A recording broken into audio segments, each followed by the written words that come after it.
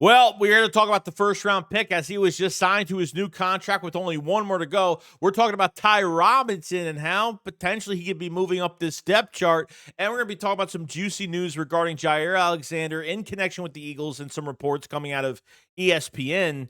So let's get straight into it all. A killer buried, but not dead. Darren, we better turn around. Because I've seen enough horror movies to know any weirdo wearing a mask is never friendly. Yo, what is going on, guys? I hope everyone's having a fantastic day. So a lot to discuss regarding the Philadelphia Eagles. The first thing I want to talk about here is Ty Robinson, okay? We look at this defensive tackle position, which I really do like right now with Jalen Carter. Jordan Davis now has the fifth-year option picked up.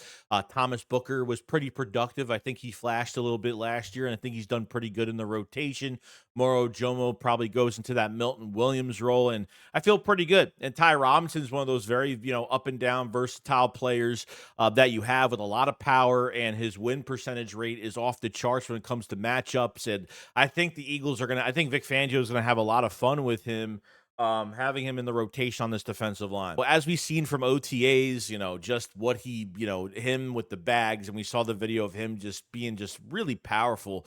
I can't wait to see him in full pads and what he's really going to do when it comes to competition. And I think in the future of some of these picks, I think this will be a pick that's really going to be highly remembered. I think will be one of the more successful draft picks as well.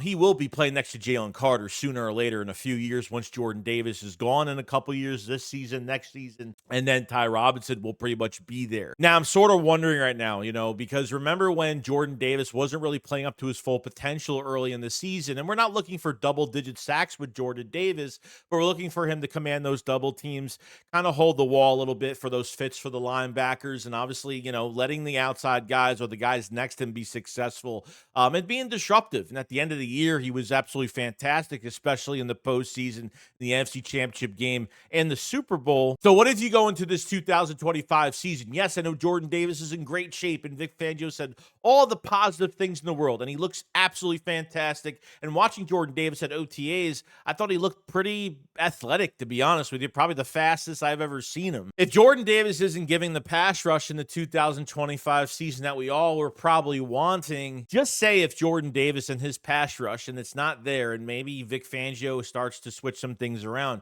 What if Ty Robinson gets that opportunity up the depth chart to play next to Jalen Carter if the two of them work side by side and work really well? It's almost kind of crazy because when you look at Ty Robinson being a mid-round pick to Mason Graham, a first-round pick, if you look at the differences in win rate percentage, Ty Robinson has 202 pass rushing snaps versus Mason Graham's 179 pass rushing snaps with 10-40% win rate over Mason Graham with only 10-20, which is kind of nuts. If you feel like you have a better tandem with Jalen Carter and Ty Robinson next to each other, if those two are successful and they're winning their matchups, those edge rushers are going to have a really good time winning their matchups as well. So it helps the linebacker fits, playing downhill. It helps almost with everything around every other player that's in this defense. So I think this defensive line could be astronomically great. I want to see the full pads come on. I want to see Vanilla Gorilla annihilate this offseason program, see what he's made of, and I think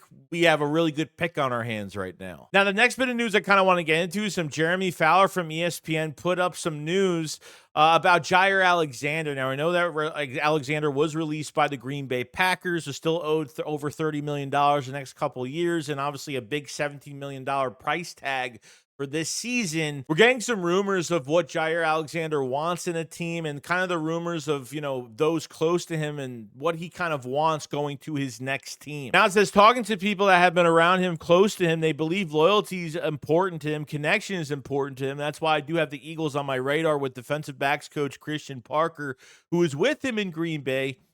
They had successful years together. And of course, when you get guys that are in connection with coaches, it makes sense.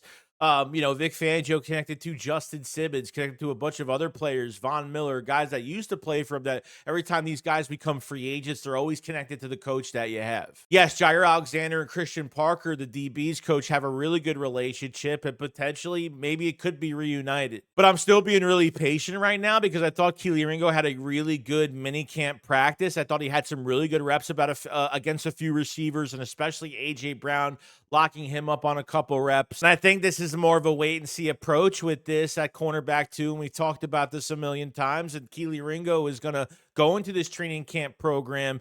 And, we're going to see what he does and see how much he can learn and how much, with the reps that he's getting. And because Fangio has said a million times and said at his press conference a week and a half ago that he needs to get reps. And the more reps he gets, we're going to see how much better he is. And by hopefully the start to the middle of preseason, we'll kind of have our answer on, is Kelee Ringo the right one at cornerback too? And if Jair Alexander hasn't signed with anybody yet, he's looking for a team with connection. He's looking for a team with loyalty. And let me tell you, when you play good for the Philadelphia Eagles, you are rewarded highly. In other news, Jihad Campbell, the first-round pick for the Philadelphia Eagles, has signed his $14.9 million fully guaranteed deal.